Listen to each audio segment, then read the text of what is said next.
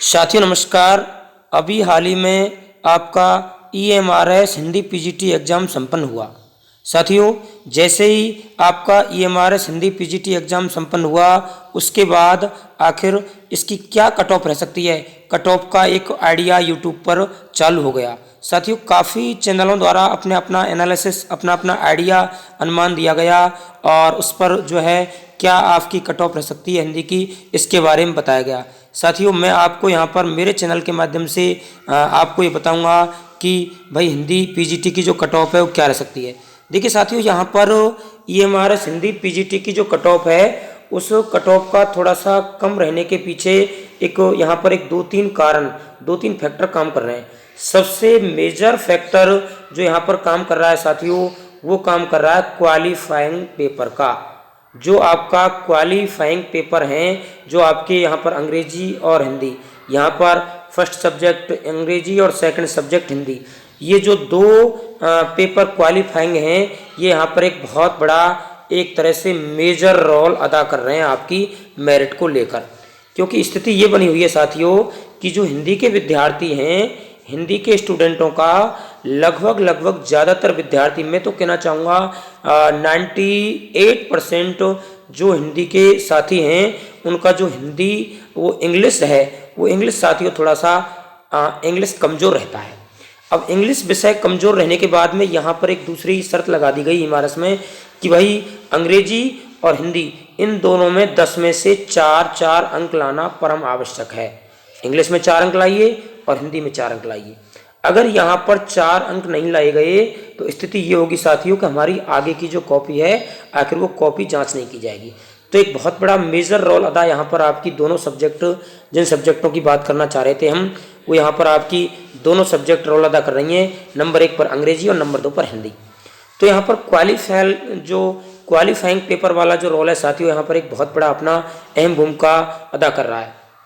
तो कहने का तात्पर्य मान लीजिए कि 150 में से आप 20 अंक को तो हटा दीजिए और इसके बाद में 130 अंक से हमारी मेरिट बनती है साथियों।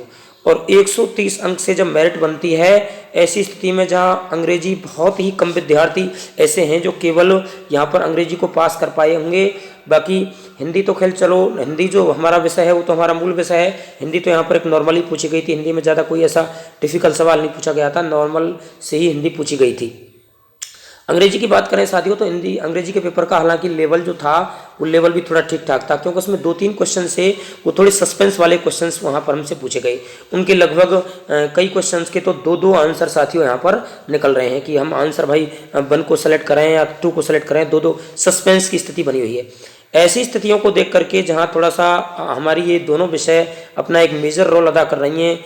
और इसके बाद बात करते हैं साथियों कि और पेपर के लेवल की बात करते हैं साथियों। तो देखिए पेपर के लेवल की बात करते हैं तो यहाँ पर आपका जो मेंटल एबिलिटी जो पूछी गई थी साथियों, वो मेंटल एबिलिटी भी अच्छी पूछी गई थी। यहाँ पर जो मेंटल एबिलिटी के जो हमसे सवाल पूछे गए थे उन सवालों का लेवल भी अच्छा था। इसके अलावा जो मैथमेटिक्स के सवाल पूछे गए थे उन सवालों का लेवल भी साथियों यहाँ पर अच्छा था। तो कहने का तात्पर्य यहाँ पर अपनी मैथमेटिक्स की बात करें, यहाँ पर अपनी रीजनिंग और मेंटल एबिलिटी की बात करें, उन दोनों पार्ट्सों का लेवल अच्छा था। इसके अलावा एजुकेशन पॉलिसी की बात करें, एजुकेशन पॉलिसी से सवाल पूछे गए थे, वो सब भी सवाल ठीक ठाक थे। इसके अलावा एजुकेशन साइकोलॉजी की बात करें तो एजुकेशन साइकोलॉजी के सवाल तो खैर ज़्यादा इतने टफिकल नहीं थे। और इसके बाद में थोड़ा सा अपन अब मेजर चीज़ को लेके आते हैं कि हमारे भाई जो हिंदी साहित्य का जो हमारा इतिहास था, हिंदी साहित्य का जो हमारा इतिहास पूछा गया, हिंदी साहित्य का जो हमारा इतिहास से संबंधित साथियों जो प्रश्न पूछे गए थे वो भी प्रश्न अच्छे थे। उन क्वेश्चनों की अगर बात करें तो उन क्वेश्चनों का लेवल भी अच्छा लेवल था। यानी वहाँ पर जो हमसे एक तरह से जो रचनाएं पूछी गई, वहाँ पर जो रचनाएं पूछी गई ज़्यादातर वहाँ पर जो रचनाओं से सवाल पूछे गए थे उन रचनाओं के सवाल भी थोड़े से पेचीदा थे। उनमें लगातार रचना और रचनाकार के नाम की बात की जा रही थी कि भाई इसका रचनाकार क्या है, रचनाकार के मेल मिलान वाली बात की जा रही थी। तो सारे फैक्टर्स को मिलाने के बाद साथियों मैं तो यहाँ पर इस एनालिसिस पर पहुँचा हूँ और इस आइडिया पर पहुँचा हूँ। चाहे बात अपन क्वालिफाई पेपर की बात करें, चाहे बात अपन मेंटल एबिलिटी और रीजनिंग की बात करें, चाहे अपन बात किसी और अदर पार्ट्स की बात करें, सारे पार्ट्सों के बाद मैं तो इस एनालिसिस पर पहुंच रहा हूं कि जो साथी जर्नल से जो साथी 84 अथवा 88 क्वेश्चन जिनके सही हैं उन साथियों का सिलेक्शन हो जाएगा, यानी वो साथी ईएमआरएस में पास हो जाएंगे, यानी वो सिलेक्शन की दौड़ में आ जाएंगे, उनका प्रोविजनल सूची क्या अंतिम सूची में नाम हो जाएगा। बात ओबीसी की बात करते हैं तो ओबीसी में जो साथी 82 से 80 क्वेश्चन, यहाँ पर आपको ऐसे लोग भी मिल जाएंगे। मैं निश्चित रूप से कहना चाह रहा हूँ जो कमेंट ये भी करेंगे कि साहब इतना कैसे कम रह सकता है, ज़्यादा कम रहेगा, तो देखिए साथियों कहना अलग होता है और कहने के बाद में धीरे धीरे चीज़ों को जब मिलाते हैं उसके बाद में उसका अनुमान अलग होता है। तो यहाँ पर ओबीसी में 82 से 80 क्वेश्चन पर जो है आपका सिलेक्शन हो जाएगा साथियों। बात ईडब्ल्यूएस कैटेगरी करें तो ईडब्ल्यूएस में यहाँ पर 78 से लेकर के 76 क्वेश्चन पर यहाँ पर आपका सिलेक्शन हो जाएगा साथियों, ऐसे कैंडिडेट भी पास हो जाएंगे। बात एससी की बात करें तो एससी में भी यहाँ पर 70 से लेकर के 68 क्वेश्चन वाले जो हैं उनका भी सिलेक्शन हो जाएगा साथियों। इसके अलावा बात एसटी कैटेगरी करें तो साथियों एसटी में 66 से 68 से लेकर के 66 वाले जो कैंडिडेट्स हैं उनका भी सिलेक्शन हो जाएगा। ठीक इसी प्रकार से जो और अन्य कैटेगरी है वहाँ आप 2-2 अंक और कम मान लीजिए। तो साथियों यहाँ मेरा बताने का जो आपको आइडिया था वो यही था कि पेपर का लेवल अच्छा था, पेपर के लेवल को कम नहीं आंकें, और पेपर के लेवल को आंकते हुए यहाँ पर हमारा जो ईएमआरएस हिंदी पीजीटी है उस हिंदी पीजीटी की कट ऑफ में मैं आपको पुनः बता रहा हूँ।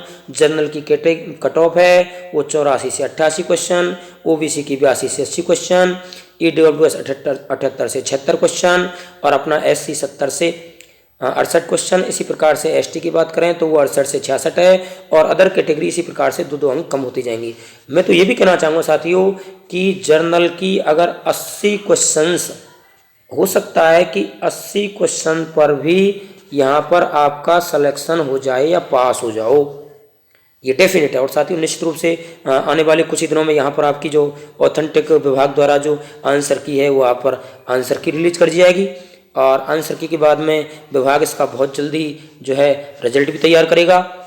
मैं समझता हूँ जनवरी के अंतिम जनवरी में तो यहाँ इसका जो है 15 जनवरी तक तो इसकी आंसर की रिलीज कर दी जाएगी और अंतिम जनवरी या फरवरी के प्रारंभ में 1 फरवरी में साथियों 1 फरवरी में क्या है इसका रिजल्ट रिलीज कर दिया जाएगा। तो पुनः बताना चाह रहा हूँ साथियों कि यहाँ पर आपकी जो ये जर्नल में 84 से 88, ओबीसी 82 से 80, ईडब्ल्यूएस 78 से 76, एससी 70 से 68 और इसी प्रकार से एसटी 68 से 66।